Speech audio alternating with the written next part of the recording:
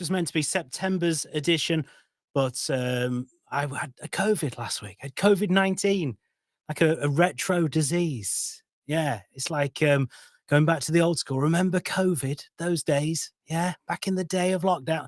Yeah, it was weird to have it again because it sort of falls out of your public consciousness, I guess, a little bit. And now there's quite a lot of it going around. And I got it back and I was like, oh, it's probably going to be okay. And I even read a comment from someone on one of the Dadless Soul groups who just went, oh, apparently now it's just like a head cold. Yeah, it wasn't. It was pretty bad. I couldn't get out of bed for a couple of days. Still feel exhausted. But anyway, I'm back now. And thank you very much to everyone who's decided that they would help me reschedule this for a week later because we've got a really important guest who I want to talk to. I'd be really chuffed if you would stick around for him. He's Chris Humphris of the Male Survivors Partnership. This is what's coming up. In fact, here you go. This is the actual menu. Like this is this morning or something with Alison and Dermot. Apparently, you can tell I've been ill. I've seen some daytime telly. So Chris is going to be on the way. He's a trustee of the Male Survivors Partnership. He's going to be talking about how the group supports male victims of sexual violence, which is something like sometimes we have some quite light-hearted chats on this. Sometimes we have more serious ones. This is going to be one of the more serious ones, but I hope it's also really helpful and really interesting as well. Coming up in just a second, Dan Lasole will be here with an update on the latest Dad Lasole developments, something that I recorded with him earlier today. And Alex, our resident conflict management expert, he recorded his clinic with me the other day as well. So you'll be able to hear that very soon. So without further ado, let's get Dan Flanagan on and you can find out more about what's going on with Dad Lasole. Hello, Dan Flanagan. This is Dan Flanagan here. Hello, Jim. See, this is the thing. We recorded one of these for last week, and then it turned out to be all COVID-y. And there's probably some absolute comedy gold in there that we've completely lost forever. It's gone into the ether. It was probably the best thing we'd ever done. Yeah, this is the funniest. It's, you know, like that Tenacious D song. This is the greatest song that was ever written, tribute. This is just the tribute version of. Do you think in years to come that we'll have some really obsessive fans that'll be trying to track down the lost episode? I hope so. I really hope so. That'd be amazing. And also really weird. Yeah, because I was listening to the radio and they were talking about how Philip Larkin's family, the poet, when he died, he said, just burn everything. Get rid of all of the rest of my stuff.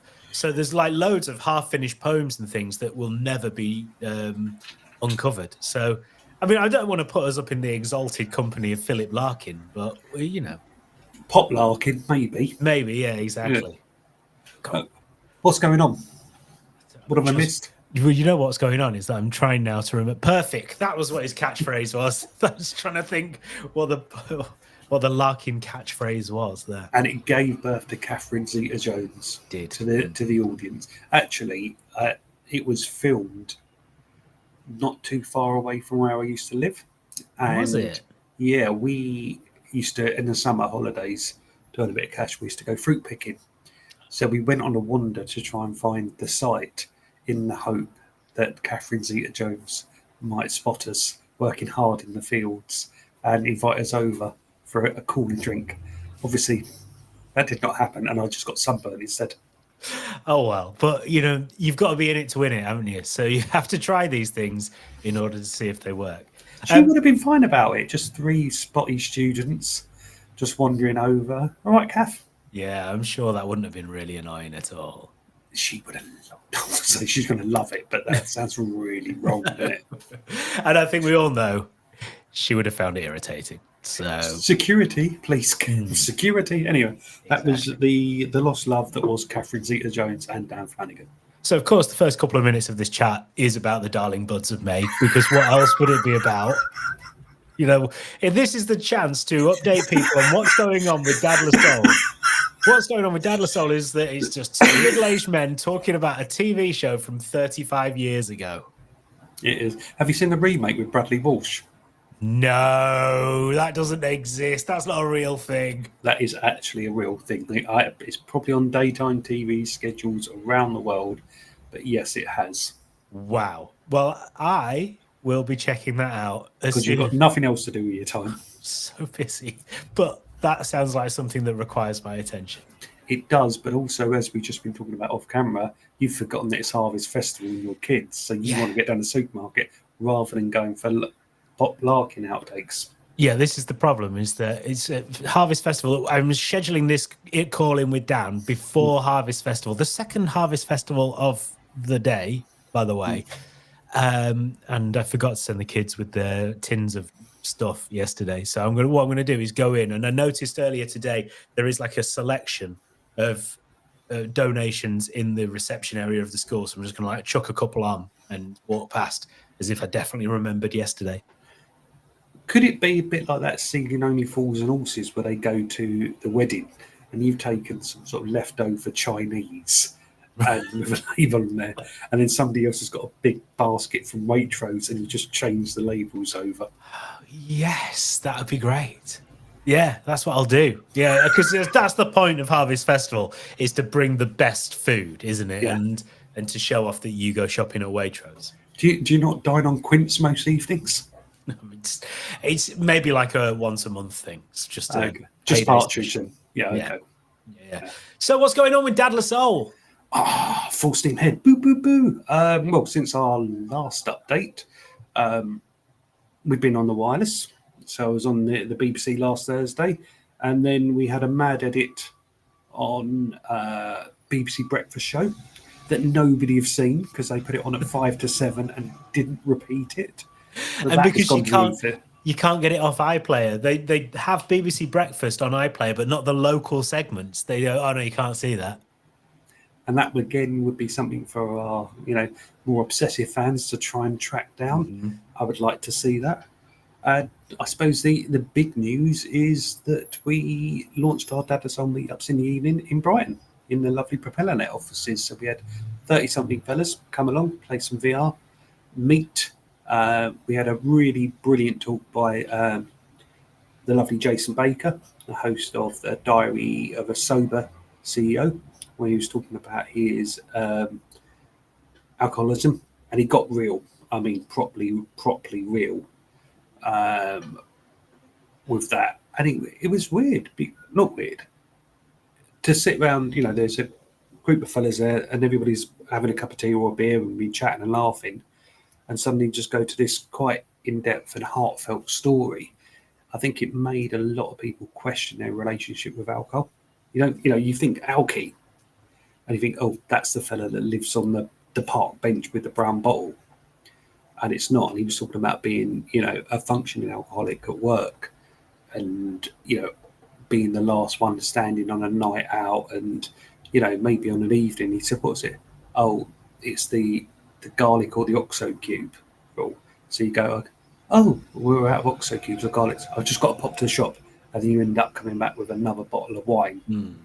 And it's that line where you tip. So that was really lovely. So big shout out to PropellerNet and to the Early Birth Association, who are supporting that happening. I think that's really good. And then I suppose when this is going out, we'll be at a Baton of Hope sort of reflection evening. So a few months ago, we took part in the country's largest ever suicide awareness event, where it was almost like, you remember the Olympic baton relay that went from Glasgow right the way through, where he did a version of this beautiful gilded torch that went right the way through, and I was fortunate enough to be one of the little baton bearers in Brighton, and that was a really incredibly useful and worthwhile campaign to be involved in.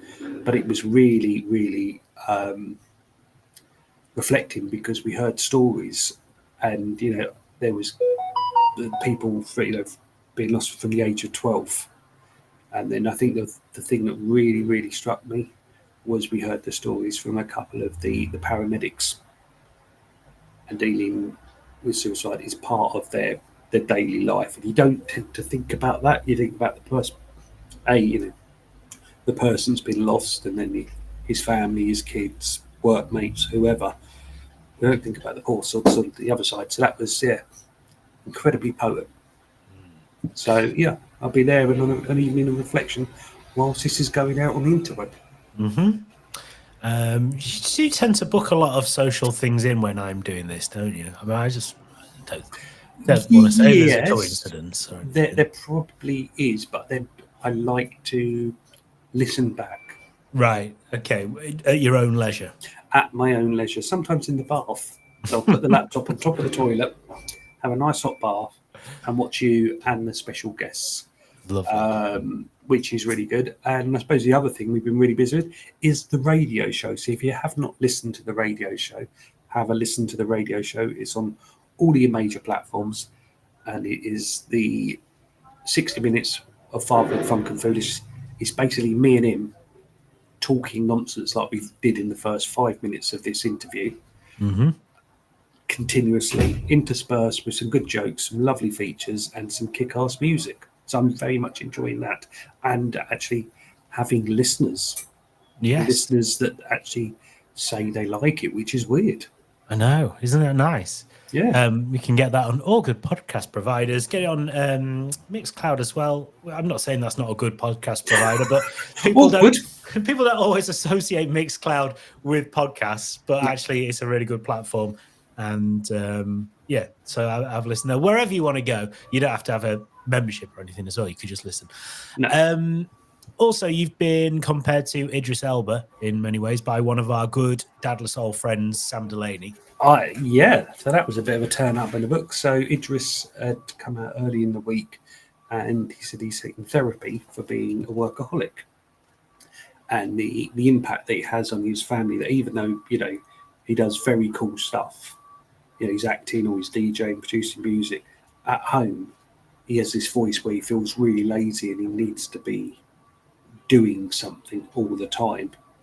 The lovely Sam Delaney, the Guardian Telegraph journalist and host of the Reset podcast, was doing a reflection piece on that, and he interviewed me. So me and Idris do have a lot in common. We both wear hats. We have been both known to shake a leg at the dance floor now and again. We are both utterly adored by my partner, him probably a bit more than me. Let's be brutally honest.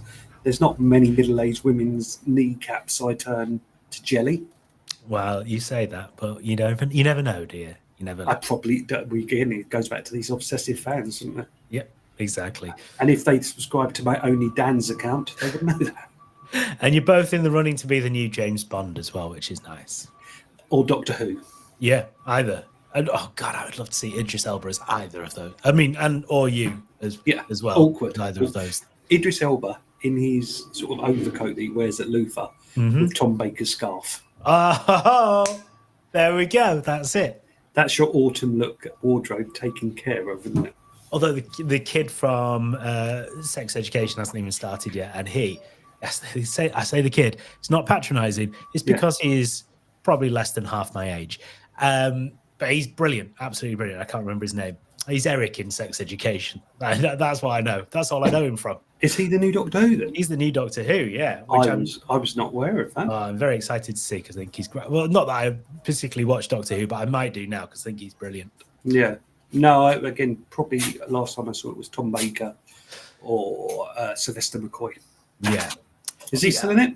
Yeah, probably a minor part somewhere in the background. Again, another reference for the kids there. And that was, partially at least, a Dadless Soul update. Thank you very much, Dan. Thank you very much, as always, Jim. And that's how it goes. That's what we do. That is Dadless Soul. That's what we have our updates. That's why we find out from Dan what's going on. And that's where you get your references to celebrities that haven't been on the telly for quite a number of years.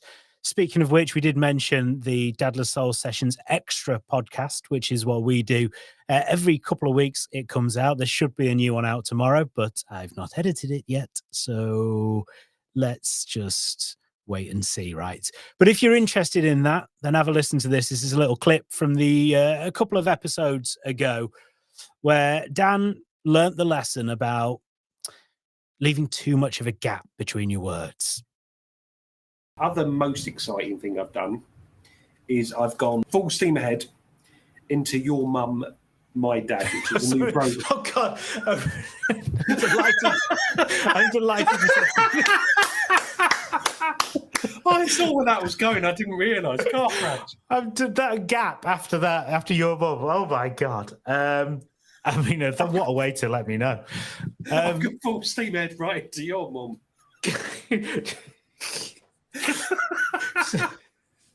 So full steam ahead into your mum, my dad, right? No gap in the middle, please. That was a hell of an evening. We all put our car keys there, and it just. That's the sort of thing to expect. So on the way, we're talking to Chris Humphris from the Male Survivors Partnership. He will be here in about sort of 10, 15 minutes time.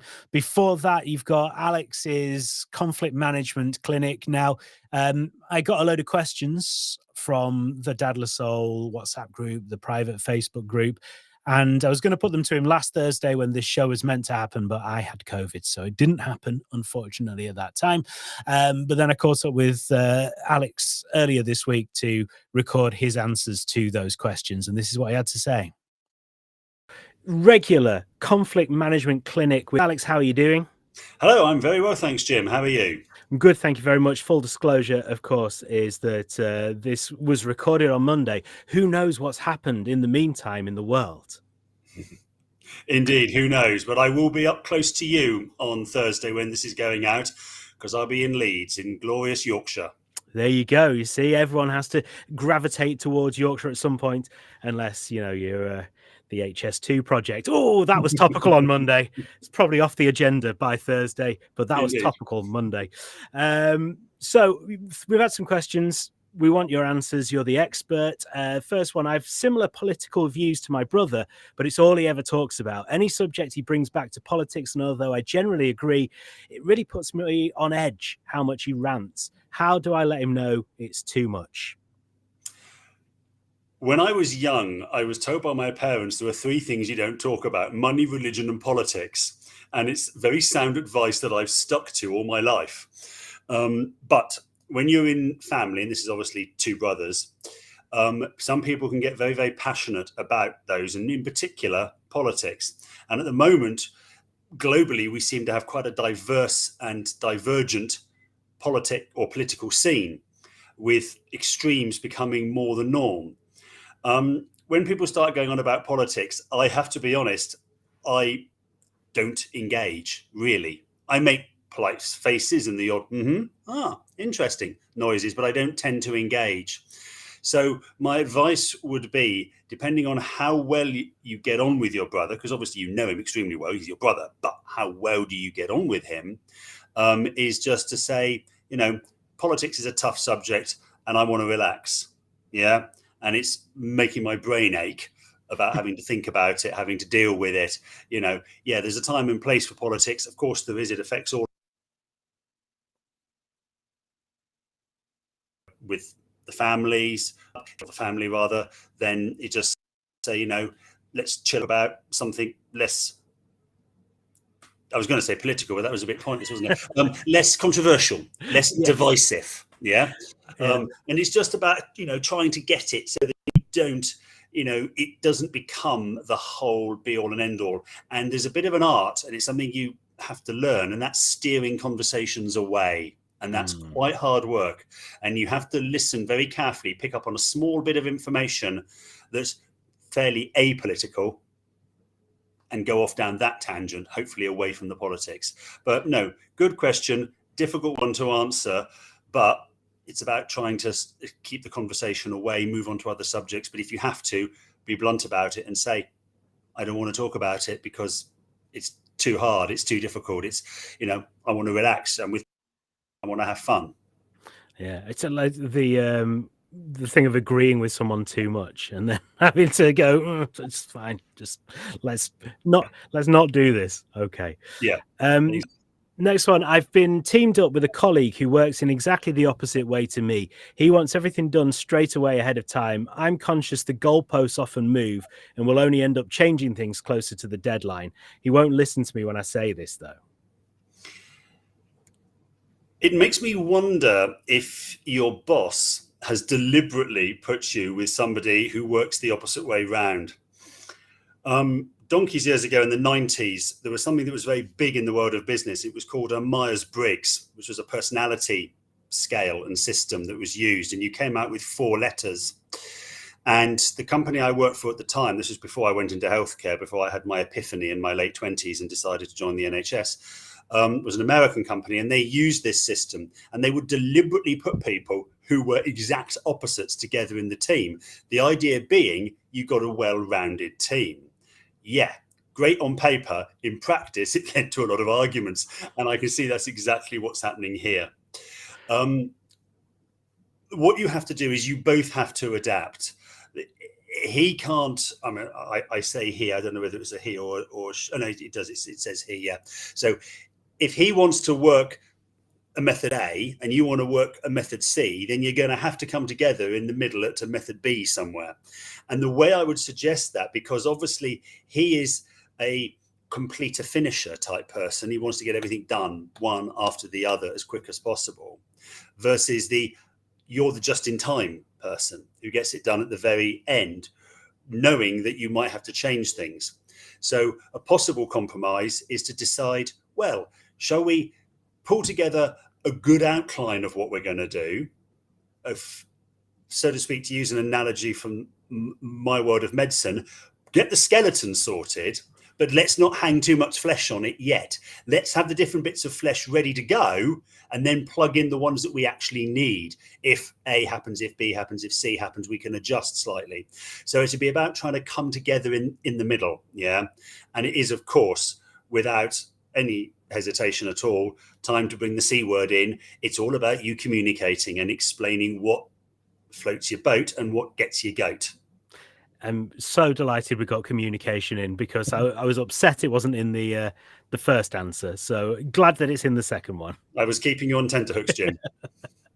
Yeah, that way of building a team, not great building a team. Great if you're writing a sitcom, opposite people, brilliant. Yes. Put them in that position. If you're building a team, just consider. You have to sort of don't put people that are diametrically opposed to each other. Put people who complement certain characteristics but are opposed in others.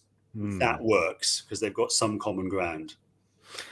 Last one then. Me and my best mate became dads at a similar time. We still want to hang out and thought it would be great to have play dates, but our kids can't stand each other, bickering all the time and just horrible to each other. What can I do? You can't force a friendship, is the simple answer, I'm afraid to say. From personal experience, my wife is still best friends with 2 other mums who they met at baby group when they all had their first babies, which were now 18 and a half odd years ago. And they're still best friends, and they still go out every so often and have a whale of a time. Our kids, once they'd got old enough to stop being babies and have their own little characters and personalities, really didn't get on. And to this day, they're not rude to each other, not horrible, because they're all 18-year-olds now, but they have nothing in common. So that friendship that my wife had sustained through without a problem, but they very quickly realized that they couldn't force their kids to be friends. Likewise, one of my children has got a fantastic best friend, brilliant person, but we don't have anything really in common with her mum. So we're not really friends with her mum, but it's not a problem. Our kids are still best friends. So you can't force a friendship between adults, you can't force a friendship between kids. It's, I'm afraid to say, as simple as that. So I would probably stop trying and just spend time with your mate when you can. Yeah. Mm-hmm. Yeah, that makes sense, doesn't it? It's such a shame because it would be so great, but I think as you say, from baby groups, you can never tell. Because... No, you can't. And you cannot force a friendship. It just doesn't work. And to be honest, I would strongly recommend not trying to, for the very simple reason that you and your best mate might end up actually drifting apart because your kids are driving a wedge, or their relationship is driving a wedge between you two. So, yeah, meet up after the kids have gone to bed, if you've got childcare, obviously, and just go and enjoy some adult alone time in the pub or something. That sounds even better, right? It does to me, yes, absolutely. The only problem is I now tend to go to the pub with some of my children, which is Of really quite disconcerting. Yeah, you can't even get rid of them then. What I would say, obviously, to that person is if they live in Brighton or Worthing or the surrounding areas, they could try going to a Dadless Soul play date where their kids will have lots of other children to choose to play with, and they can hang out at the same time. That's as soon as I saw that question, I was like, oh, this is an idea for a plug, right? Yeah, no, that was a great segue there. Absolutely fantastic.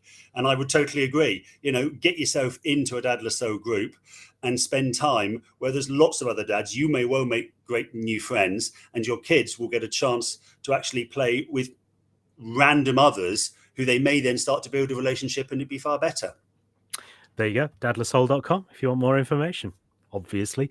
Thank you so much, Alex. Really appreciate it. And as this goes out on the internet, you will be fully versed in Yorkshire. You'll have gravy dripping down your face, and you'll just be saying "A up" and calling people cock, but in a positive way. That's a positive way in Yorkshire. Yeah, no, absolutely. I'm greatly looking forward to it. I'm very kindly being hosted by one of my colleagues, and she is very, very Yorkshire. Oh, really? Oh, so good. Alex, thank you very much. And hopefully you'll be back next month with more conflict management expertise. I will indeed. Thank you. There you go. That's Alex, our resident conflict management expert. He will be back next month. Thank you very much to him. If you are looking for a Dadless Soul event to get to, then this weekend we're in Brighton. We've got the play date. So bring along your kids. It's for dads and stepdads, granddads, other male carers, male identifying carers. We'll be at Plus X in Brighton. We do need to book your tickets to come along and enjoy that session there. There'll be VR headsets, there'll be dress up, there'll be Lego, there'll be free snacks and drinks. And it's just a chance to hang out with other dads on a Saturday morning in Brighton while your kids hang out with other kids. Sounds good, right? The QR code is right there on the screen, so you can use that to get your tickets, or just go to dadlesssoul.com and you'll find the events section there in order to get tickets for this Saturday's event at Plus X in Brighton. I'm Jim. This is the Dadless Soul Sessions. Thank you very much for listening. Thank you if you're watching on Mixcloud. We're new on Mixcloud for this month. That's exciting, isn't it? A new little platform for us. Facebook, X, YouTube, and LinkedIn as well.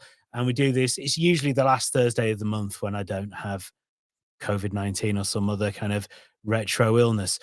Chris Humphris from the Male Survivors Partnership on very soon. First of all, if you want to come to one of our dads only nights, which is what I was sort of mentioning to Alex there, talking about, that's a great place to hang out without the kids, with other dads, some that you know, some that you don't know, but they're all very friendly and welcoming. Then this is what Lee had to say about the first time that he went. So, can I just ask your name, please? My name's Lee. Lee, and so what brought you here to Dadless Soul?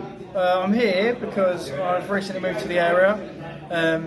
I've got no friends my age who are parents, and I wanted to find people that are relatable and sort of break the stereotype around young dads. And I found myself in an environment where I'm interacting with people who are probably old enough to be my own dad, but actually I feel comfortable to discuss things that, maybe my own mates don't get because they're not in the same situation. Can I just ask, you said you're a young dad, how old are you? 21, 22 nearly. Nearly 22, that's fine. And how old are your children? My little boy's 3. 3, so that's, having a toddler's tough as it is, yeah. Isn't it? So, this is what, your second event now? Yeah, second time. So tell me just about the first time. Were you nervous? Yeah, the first time, so I work in the building where the event is, and I saw a poster on the wall. And it was my boss who suggested coming, because he said, what would you be doing with your evening? And I would just be sat in my little studio room that I rent, feeling sorry for myself because I'm lonely, which I'm not ashamed to admit, because when you live by yourself for the first time, it's difficult. And he said, give it a try, and if you don't like it, don't come again. I said, okay, deal. And it's easy to say no, and I wanted to say no. I was like, no, because it's out of my comfort zone. And I sort of watched and looked at people in conversations, and they're not people I typically hang around with, speak with, but actually what I've noticed, I sat around and something magical was forming. an environment where there's people who get me, my circumstances, things I'm going through are normal, which I didn't realise are normal. And it's nice to have people that are relatable and can understand that. That's lovely. So would you recommend it? I'd 100% recommend it. I think what Dad LaSalle do is great, and I think the word needs to be spread that it should grow bigger, and I'm a big advocate for it. I think people need to buy into it. I'm a normal 21-year-old lad. I like going to football, enjoy a few beers with my mates, having a laugh. But actually, you have to broaden your horizons, and actually the people you meet can make a difference to your life. And for me, to not be sat at home by myself, just watching TV, not feeling very happy because I'm lonely, and spend that time speaking with people that understand me and my situation, it's a real benefit to me, and I think it's only a benefit to everybody. That was Lee there. It's one of our Dad LaSalle, Dad's Only Meetups. Now, time for the main guest of the evening. It's Chris Humphris from the Male Survivors Partnership. Chris, how you doing? You all right? Yeah, good, thanks. Good. Thank you very much for coming on. There's sort of connections here, I guess, in that we are always told that dads don't talk and men don't talk and things like that. And that's what we're trying to get away from in these meetups. You know, we have, as you know, maybe just heard Lee say there, you know, it's all about a place where you can come and meet and talk to people. And that's what we're finding. I guess kind of in your area as well, talking out is even more of a sort of a kind of contentious issue and a more of a difficult decision potentially. Yeah, it's such a contentious issue, not least for the survivors and victims of sexual violence. No one really wants to talk about it, not in the mainstream anyway. You know, it's sexual violence in men it's such a difficult subject to bring up for men, particularly around, you know, sort of things around masculinity and, you know, the idea that men, it just doesn't happen to men or boys. And, you know, MPs don't really want to tackle it and put their sort of face to it because it's so contentious and because it just brings up, you know, things sort of, you know, you're instantly in sort of competition, if you like, with advocacy and research and all that kind of stuff for women and sort of issues around the sort of women's issues and women's rights. So it's just it's an absolute minefield. But what we want to do at the MSP, the Male Survivors Partnership, is, you know, we want to end sexual violence against men and boys. You know, and we do that through research, advocacy, and sort of and creating sort of standard practices for organisations and charities that want to help men and boys. But you're right, it is a contentious issue, and hopefully we can sort of dispel a few myths and hopefully get a few more people talking and healing and along the way.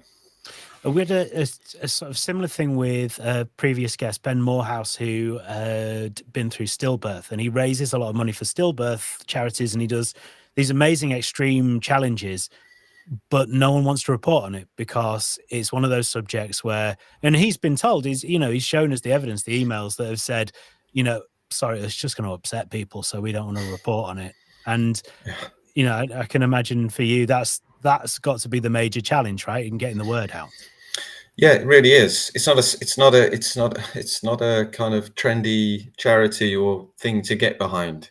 You know, people can get behind environmentalism or, you know, women's rights has been kind of commodified and become sort of a trendy sort of activist thing to do. I'm not saying you shouldn't do it, but it's sort of been given. It's a sort of, I guess it's an easy thing to get behind. It doesn't take a lot of effort. Everybody wants women's rights, and then you can talk about it and everybody wants equality and that's cool. But talking about really niche kind of hard subjects like that, it's, you know, trying to get the word out about that so more men and boys come forward is really difficult because no one wants to no one wants to tackle it. No one wants, it's not a, you know, it's not a vote winning message. It's not, it's just really hard. And so you got two things going on where it's really hard to get the message out and sort of not to normalize sexual violence against men and boys, but that saying that happens is normal, and it's normal that it might have happened to you. Not to say that it should be normalized, if you understand what I'm saying. So on the one hand, you got that. On the other hand, you got sort of people finding it too sticky a subject to tackle. Then it's difficult. But we are making some progress. We've got the new CEO on board. He came in, I believe, about 3-4 months ago now. Gary, who I think you may well have spoken to. He's doing a great job. We've got some great people. We've got Mankind, which is the local charity in Brighton, who dealing specifically with male sexual abuse. They've come on board as a member. So we're for the rest of this year, we're doing all we can. Next year, we're really going to push things and get more and more people. We're contacting people all the time, celebrities, podcasters, all that kind of stuff. So, and it's interesting, whether or not I'm sort of hyper aware of it and sort of looking for it, or whether it's just coming up more and more, because generally men tend to be just talking more and more, particularly on sort of podcasts and online like we're doing now. Just the other day, there was a chap talking about like his psychosis and his drug addiction, and he just sort of threw in there that he was abused as a child, and then he sort of moved on quite quickly from that. So I, sort of took the opportunity to message him on Instagram and just be like, hey, look, and he's quite a well-known podcaster. I'm not going to say who he is now, obviously, and he was interested in helping, and then sort of more connections we make in that area. So we are looking for help and support from sort of government and from donations and all that kind of stuff, but kind of like all men, we will kind of have to sort of chip in and help ourselves, it seems, sort of do the work ourselves and sort of really form some sort of brotherhood and make sure that we are looking out for each other, because at the moment no one's really looking out for us, so we've got to do it for the boys. Well, I saw there's quite a lengthy sort of research document, isn't there, that was put together. That shows sort of self-starting, doesn't it? If people are not going to do it, then it's all about creating that and talking about how the reasons why men or boys may not feel like they're able to come forward or may not want to come forward as well. And it's fascinating to see that it really is. There's a sort of, as you say, a sort of deep-rooted idea in society that is, if you admit to that is emasculating or something. I mean, the experience is obviously, but admitting to it is it's the first step. And a lot of young men, well, a lot of men, boys, or whatever, would have, like with any sort of trauma, will have developed coping mechanisms around their trauma, sort of, and as I'm sure breaking that trauma is, well, sort of breaking into and sort of investigating that trauma is incredibly difficult, because in my experience, at least, it broke down all of my coping mechanism for life. The good and bad relationships I had with various aspects of my character and of my life and of my soul, if you like, kind of were all brought into question. And that's a really big thing to have to do. And it kind of, for men, I think, where we do like to feel like we can survive, and we don't often look for help when we need it. And we think if we do look for help, it's not always just about the thing that happened. It's about just sort of admitting that you need help a little bit, and then admitting that you need help about something like that it's massive. My experience, I've met people with that experience has obviously sort of led to homelessness, addiction, all kinds of horrendous stuff. The stories I heard when I was in my in the group therapy that I did with other men, which was incredibly powerful. Obviously, you don't. You're surprised at. You look around the room and you're surprised at who it affects. A bit like AA and all that kind of stuff. Like any group counselling, you're just like, wow, you don't look the type, kind of thing. But yeah, sorry, I'm sort of going off on a tangent, but yeah, essentially it's it is hard for men. It is emasculating, and I think sometimes when you're heterosexual as well, and your abuser was male, it brings into question your sexuality and sort of where you were and where you've come from, and what does it mean if I enjoyed it? What does it mean? About my past. What's it? There's so much to unpack, and particularly, and any several of the people in the men's group I was with were gay as well, and and their abusers were male, so it raises a lot of questions for them as well. Of like, well, am I gay? Was I gay? Am I gay? Am I still gay? Was it because of the trauma that I'm? It's massive. It's massive. Yeah, it affects, well, I guess, every aspect of someone's life. I guess it has a bearing on, I imagine. Well, I think within that, was it in the research you might have read, or it might have been a different new research piece we got. I can't quite remember. It's something around the region of up to 50% of homelessness for men. I mean, most homeless people are men, and up to 50% of that is some sort of sexual trauma. They're sort of estimating, which is just, and you think about sort of how little press this subject gets around men, and that the disparity between that number there, 49%, and how much we're having to fight for every single penny just to get our word out with the MSP.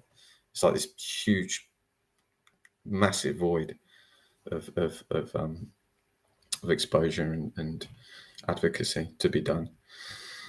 And as well as getting men to talk about this and get the help they need, I guess another part of what the Male Survivors Partnership does is to get people to talk publicly about their abuse as well. I saw one of the victims of the football coach Barry Burnell.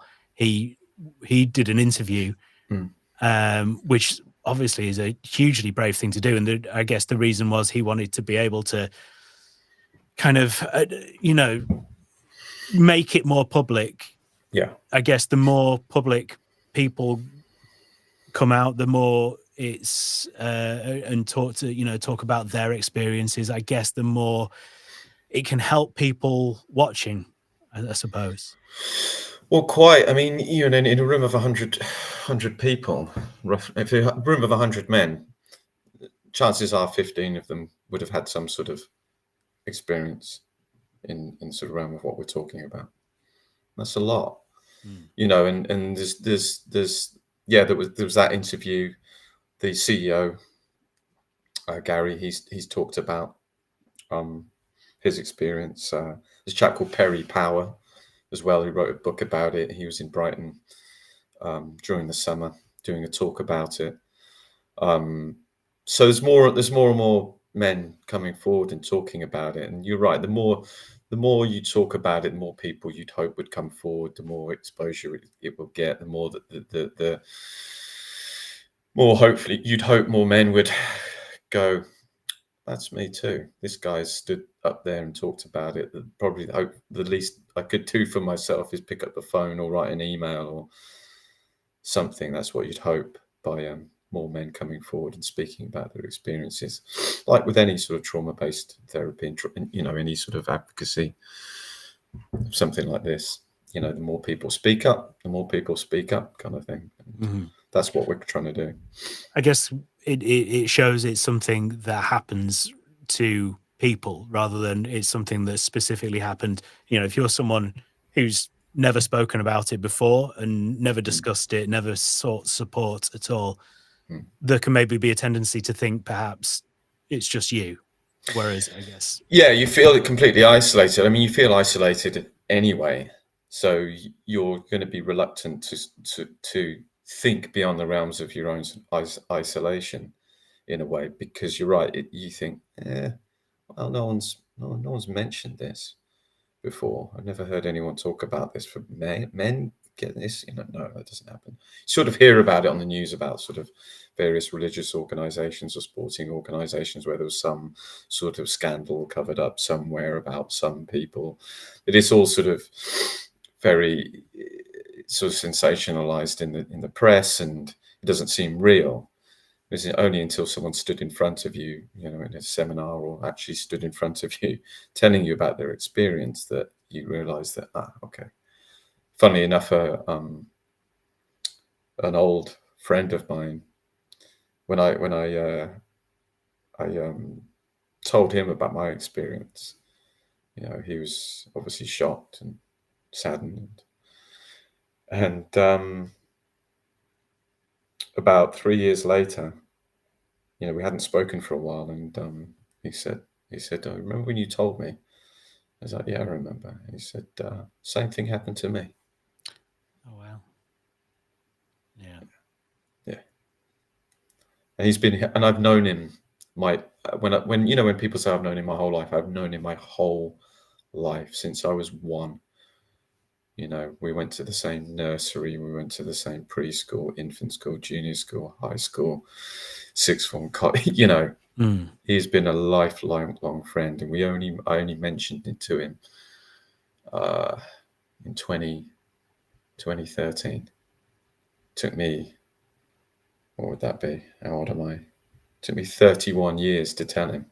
It took him it took him 34 years to tell me. right. And we've known each other for that long. Wow. It's unreal. Yeah. So yeah. Yeah, it's but it's what you got to do. And but what is good is that we're getting more and more members each week, each month. We're trying to do more for those members, trying to provide them better resources, better opportunities for their for their charities, that kind of thing, so that we can help more people. Mm-hmm. And it is happening, it is working, and we're sort of working with various organizations specifically on male mental health, looking at the male mental health model and how it differs from female mental health, and what should we change, what needs to be changed, how do we tackle it, how do men respond to it, all these kinds of things, which hasn't really been looked into before. There's quite a few people sort of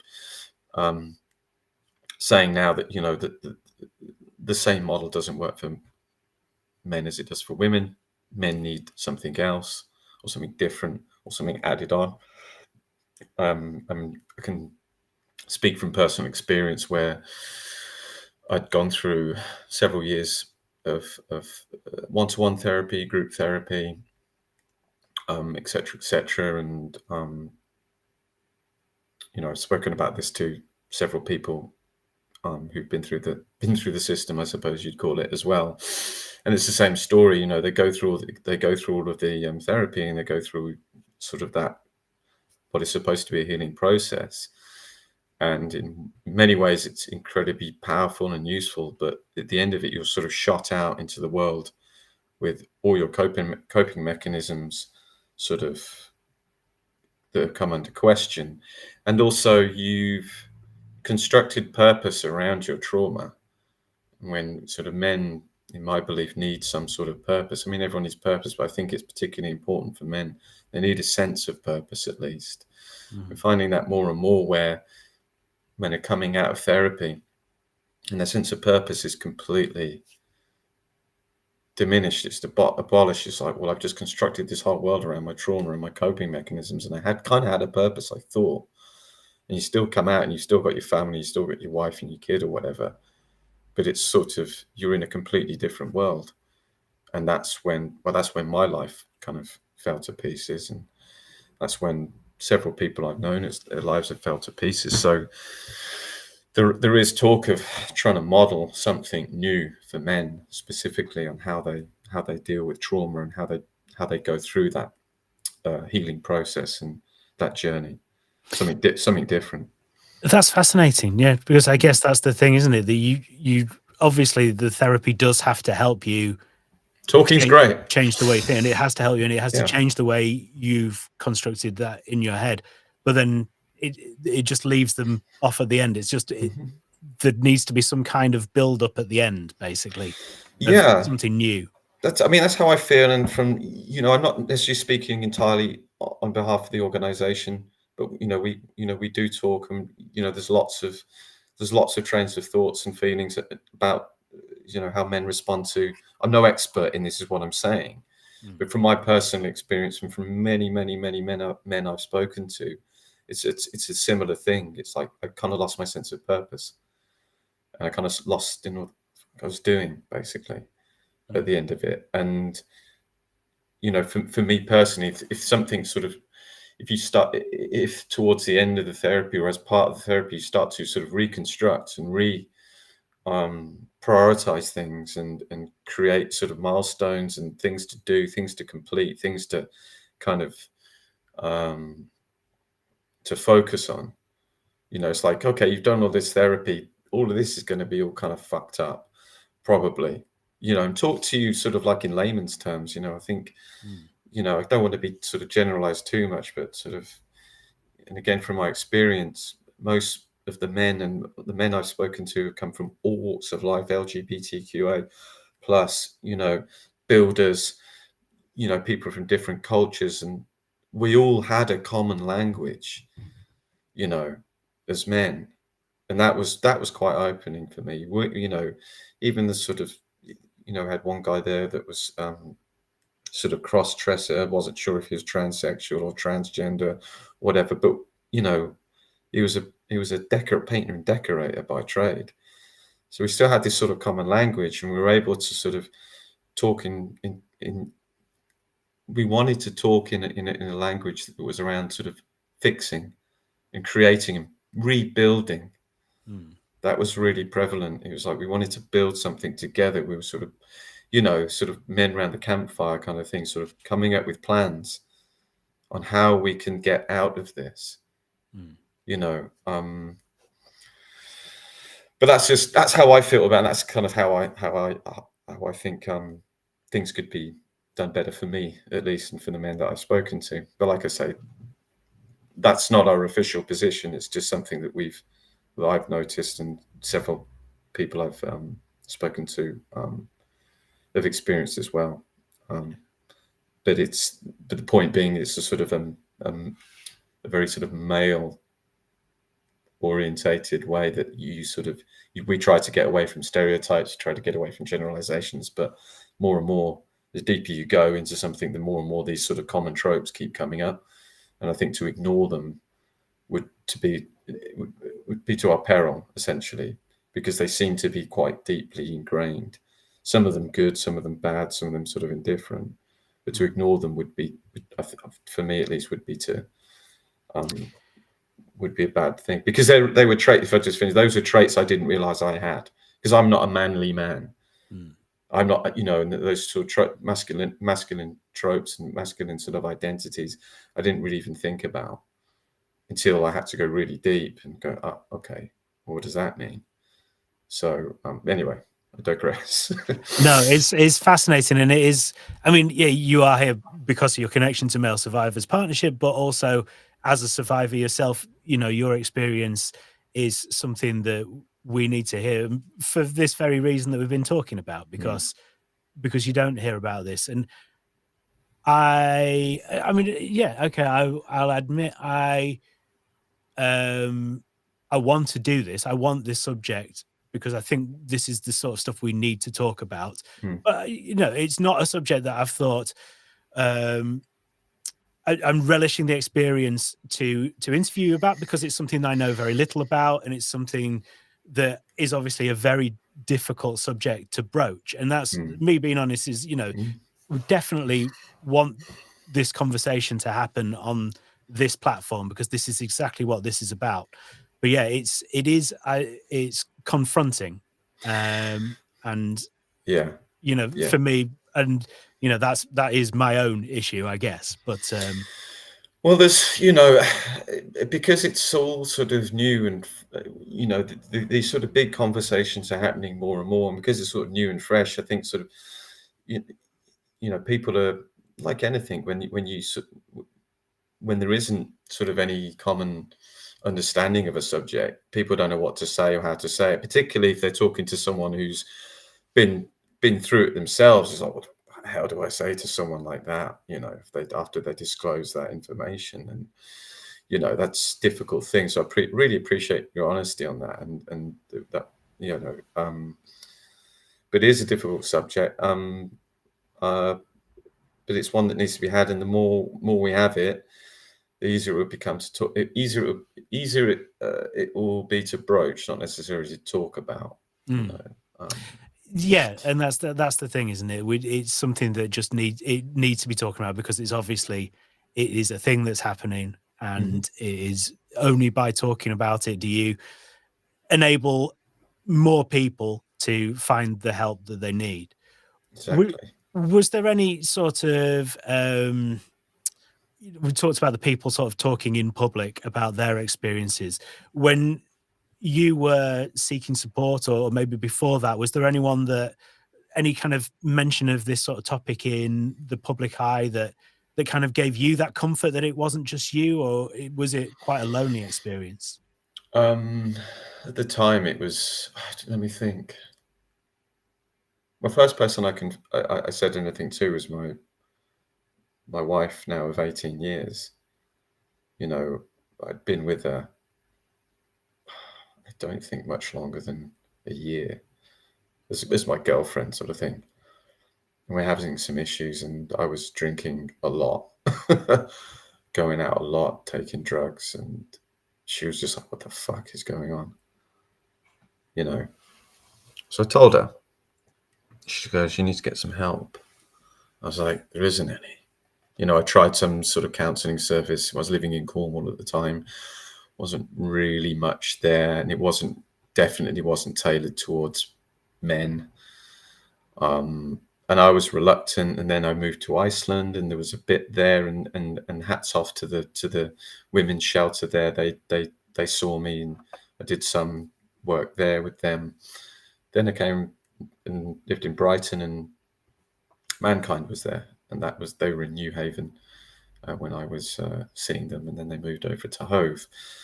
But it was, you know, it was a lonely experience for 31 years. Well, yeah, 31 years of my life, because no one talked about it. It's almost getting talked about now, you know, but yeah, it's, and now I'm a dad of a 3-year-old.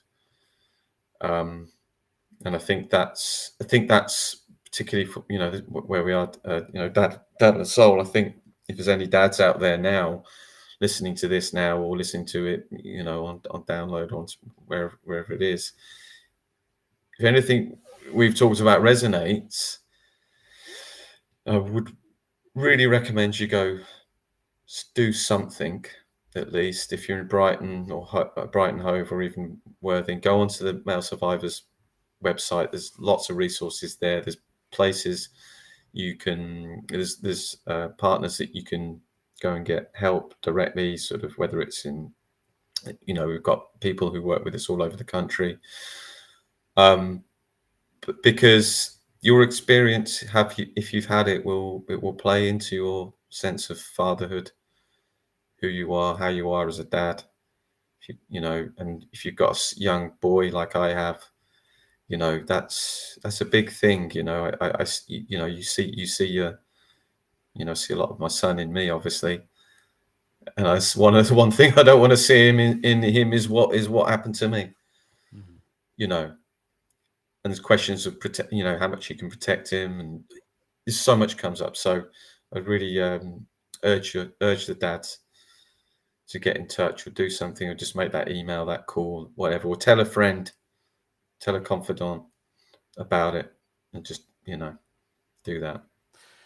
On that subject, is there anything we could do as a group that would make it easier for anyone who wants to seek that support? Is it a case of just signposting, or is there anything else we could do?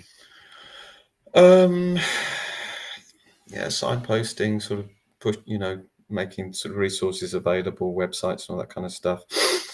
I think,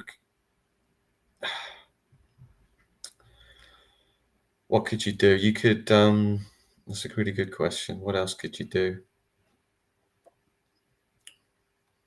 Honestly, right now, I don't know. Other than talking about it and having, more conversations like this, maybe it needs to be included in the sort of, we have sort of, sort of general help around addiction and, alcoholism, all that kind of stuff. And, sexual violence doesn't really sort of get thrown into the mix. Just needs to get thrown into the mix more, sort of just, kind of normalize talking about it. How that happens, I don't know exactly, other than sort of doing things like this, but I'm happy to talk about it. I know several people in the organization are happy to talk about it, their experiences, what they do. Not everybody in the organization has been is a victim or survivor. Many of them are. But yeah, I think we could just keep doing things like this, Jim, really. Well, I think it would be beneficial, I think, to bring this sort of conversation into one of our dads only meetups as well, because the conversations do get pretty open there, and people do open up, and or at least they're empowered then to open up at some point later on. And obviously, if anyone has anything that they want to talk about, or any questions that they have, they can ask them now, or maybe later, if you're watching it on catch up or whatever. Absolutely. And I'll be able to pass on to the Male Survivors Partnership or elsewhere. So it would be good, to be able to. Well, Dan mentioned it last Thursday. He said it'd be great if we could talk. His had Diary of a Sober CEO. I forget what that chap's name was, but that was Jason. Jason, and that was really engaging. And it's obviously always a danger of just everyone sort of sitting there not really having any questions and sort of not really knowing what to say. I think there was quite a lot of dads there who just kind of like, they weren't exactly sort of, there wasn't any admission there exactly of, but if reading between the lines of the questions they were asking, it was kind of, they were quite searching questions, and it was sort of having someone reflect that back at you. It's really powerful. I think that's sort of like, what do you think about this? Is this what, is that a thing? Yeah, that's a thing. Oh, okay. And nothing else is said. Do you know what I mean? It's just like having your own sort of thoughts and feelings reflected back at you in a kind of honest way. That's quite powerful, and that could sort of open the door for some of the guys, I think. Yeah, and it's important to have those safe spaces for that reason in particular. Absolutely. For sure. And sort of partners of people who have been through abuse, male abuse, what can they do to support? Try not to get freaked out by it, because it's, men I've spoken to, their partners have left them because they just didn't know what to, or they just sort of freaked out, and they thought it was, like I said, it's a really horrible subject to talk about. Again, particularly if your abuser was male, and you're married to a woman, also, are you gay now? What is that? So for the partner, I can only really speak as a heterosexual male, but your partner you need to prep them pretty solidly for what you're about to tell them. I wouldn't just throw it out there like I did. I mean, it's easy to know that though after the event. Absolutely, yeah. And I think if you're if your partner's there, just know something's going on. and you're not right, and you know your partner knows you, you know, inside out, hopefully, and if you've got a somewhat functioning relationship still after your trauma and all that kind of stuff, then he or she will know what the hell's going. Well, they won't know, but they'll know something's going on. And if it is that thing, then you know you need to have, you know, they're going to be your closest ally, and you're going to need their support, a lot of support from them. Yeah, a lot of prep, a lot of understanding. You know, trying to, I guess you could refer your partner to the various resources we have on the website to try and normalize it for them as well, I suppose, and say, look, this does happen to men. I am one of those men. You know, here's a whole load of websites, here's a load of research about it. This isn't some sort of hidden away sort of horrible. Well, it is horrible, but it is a real thing. It is getting talked about, and more men are coming forward. So I think that would offer some. It would make things a little easier to understand. It's going to be traumatic for the person you tell, but to sort of be able to sort of normalize that information would be useful for them. So you need the resources, but you need to show them the resources too, I would say. And we'll put the link in to the resources on the website in all of these, and you know, we'll tweet them and send them out on social media as well. Okay. So Male Survivors Partnership, as you say, next year it's a case of sort of really sort of pressing on with the messaging. So we've got several bids in for, you know, grant money, and you know, we're looking to sort of various philanthropic people trying to, you know, get hold of men in sort of entrepreneurs, those types of people, to help out and sort of get the word out there. You know, we are talking to the Ministry of Justice. Got some good MPs on board. I forget their names now. That's terrible. But you know, there is more happening. It's just this year we're sort of playing catch up a little bit.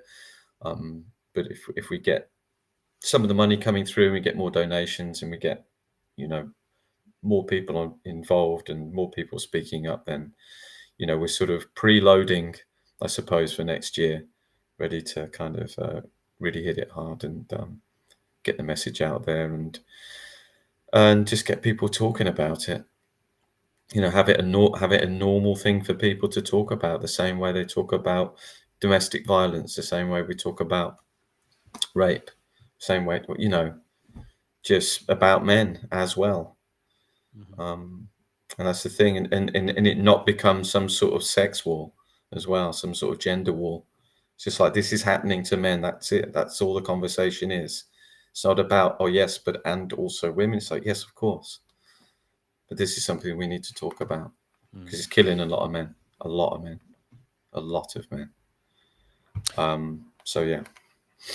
Well, let us know anything we can do to help spread the word, because we would love to be able to help out. Chris Humphris of the Male Survivors Partnership, thank you so much for spending your time with us this evening. Not at all. Thanks, Jim. Thank you. Really appreciate it.